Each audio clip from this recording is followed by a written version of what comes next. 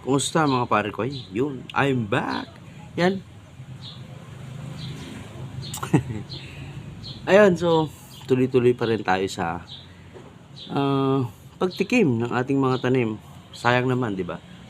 So, mga tanim natin, titikman lang natin. Yan, meron tayong mga black peach chopentiho dito. Yan, tapos 7 pot primo of peno. Yan, sayang lang kasi nung nakaraang bagyo nasira yung mga halaman natin. Binalikan ko kanina. Ayun, may bunga naman yung isa. Tapos ito yung nakatanim sa ating lata. Lata ng beer can. Yan, beer can bottle. O can. Yan. Titikman lang natin. So, nakailang review na ako dito sa sili na to. Ang Black Peach Chocentiho. Tikman natin. Sana ngangatayin ko na tong buo. Kaya lang may mga kaibigan tayong humihingi ng seeds. So mabait naman tayo. Share natin para subukan din nilang i-grow. At siya nga pala, shout out sa ating yan, Labuyo. Salamat sa shirt sa mga kapatid natin dyan sa Labuyo 100. Yan. Congrats sa mga nakapasa sa initiation rights noong June 12, 2024. Yan. Lakas nyo. Ayan. Ito. Tsaka, ito. Ayan, titikman lang natin mga pare ko. Ayan. So, para naman may silbi yung pagtanim natin. Tikman din natin yung mga pabunga natin. Yan. Unahin natin tong Black Peach Chopentiho na to. Ang Scoville heat unit nito ay nasa 30,000 Scoville heat unit. Yan, so mahina lang siya. Yan, pero ang lutong nito, sarap nito na sili. Yan, kunin lang natin yung ibang seeds para mayroon tayong mga papamigay, syempre. Yan, para experience din nilang magtanim ng iba't ibang variety ng sili. Ayan. Tuloy-tuloy pa rin naman ang pagtatanim natin. Tinamaan lang tayo ng bagyo. Hindi natin na-anticipate. Ayan, so, sinabayan pa ng mga insekto. Ayan. So, tinanggal lang natin yung seeds. As promised, titikman natin. Ayan. Yung amoy, typical na sili, pero may maamoy kang, alam mo yung amoy mo talagang matamis. Ayan.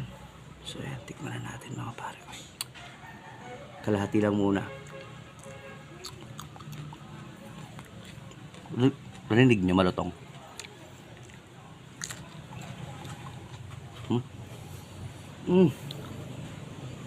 Manamis-namis. May konting asim. Yung lutong niya parang makopa, mga ganong tripo.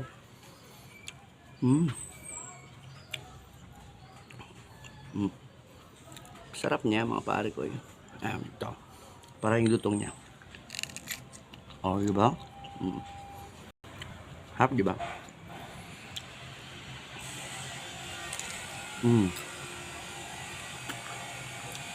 Huwag na natin kainin yung seeds kasi papamigay natin.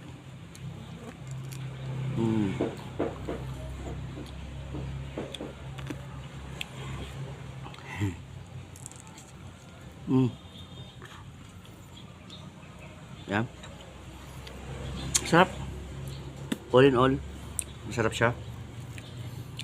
Yan, tignan mo to. 7 pot of peno. Medyo nakailang beses na rin ako nagtanim ng 7 pot primo, pero hindi siya isolated. So, masasabi kong off siya, wala siyang buntot. Kasi nga, hindi na siya isolated na tanim. Pwedeng may halo na siya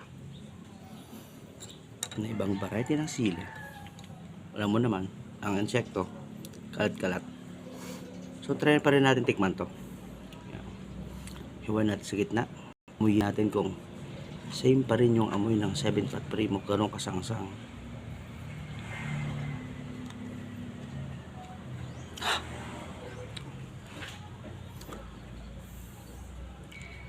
Masang yung amoy niya, pare ko. Grabe.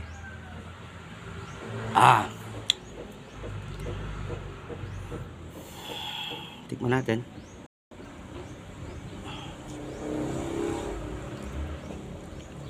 Maanghang siya, pare. Siguro 1/4 lang muna. Hindi pa natin kain yung kalahati. Yan. Yan. So,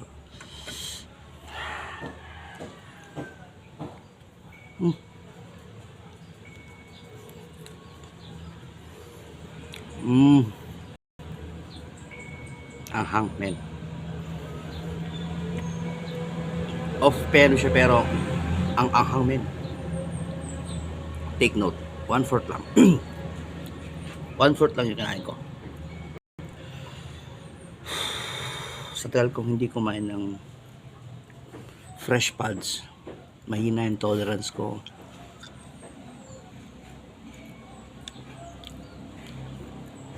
Masakit sa bibig, masakit sa dila, masakit sa lalamunan, pati mga pare ko. So, nasa 1.4 Scoville heat unit tong 7 Pat Primo. At trust me, ayun o, pawis na agad. Ang bilis ko magpawis. Yun. So, masaya ako na kahit papano may lumabas na bunga, kahit binagyo, insekto, dami, peste, natikman ko pa rin at nanumbalik sa akin yung lasa ng 7 Pat Primo. Yun. So, yun lang. So, okay lang. Mainit sa mukha, pero yun. So, okay lang yan. Kahit wala nanonood, gusto lang natin yung ginagawa natin. Wrap up na tayo. Ang init sa tiyan, men.